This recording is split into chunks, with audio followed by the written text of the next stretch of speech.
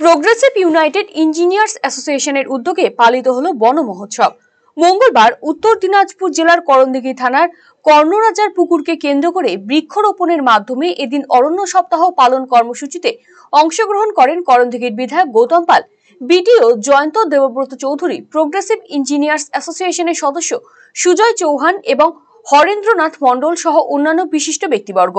অরণ্য সপ্তাহ পালন অনুষ্ঠানে অংশ নিয়ে করণদিঘির বিধায়ক গৌতম পাল জানিয়েছেন, কর্ণরাজার পুকুরকে চারপাশে 500 চারা গাছ লাগানো হলো। একটি গাছ একটি প্রাণ, এই লক্ষ্যকে সামনে রেখে বৃক্ষরোপণ করা হলো।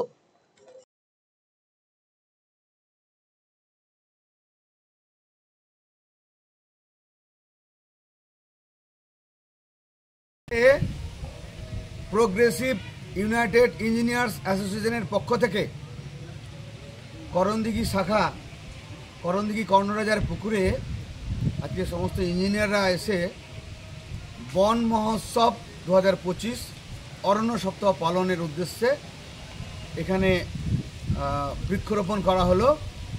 এই অনুষ্ঠানে এখানে আমাদের সম্মানীয় বিডিও সাহেব শ্রী ডক্টর জয়ন্ত দেবব্রত চৌধুরী, আমাদের ইঞ্জিনিয়ার সাহেব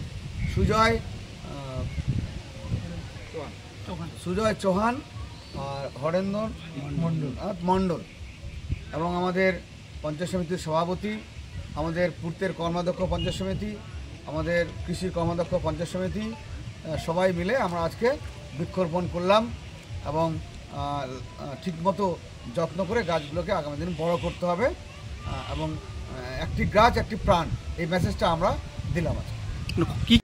রায়গঞ্জবাসীদের জন্য সুখবর, যারা দীর্ঘদিন ধরে জয়েন্টের ব্যথা এবং হাড়ের সমস্যায় ভুগছেন তাদের জন্য রায়গঞ্জ দিশারিতে আসছেন আর.এন. টেগোর হাসপাতালের জয়েন্ট রিপ্লেসমেন্টে ভারত বিখ্যাত অস্থিরোগ বিশেষজ্ঞ doctor Barun Dutta, MD, DNB. এখন থেকে প্রতি মাসের নির্দিষ্ট দিনে ডাক্তারবাবুকে দেখাতে আজই যোগাযোগ করুন দিশারি হেলথ কেয়ার, উকিলপাড়া, রায়গঞ্জ শাখায়। যোগাযোগ করুন 7477785509, 7477785512 এই নম্বরে।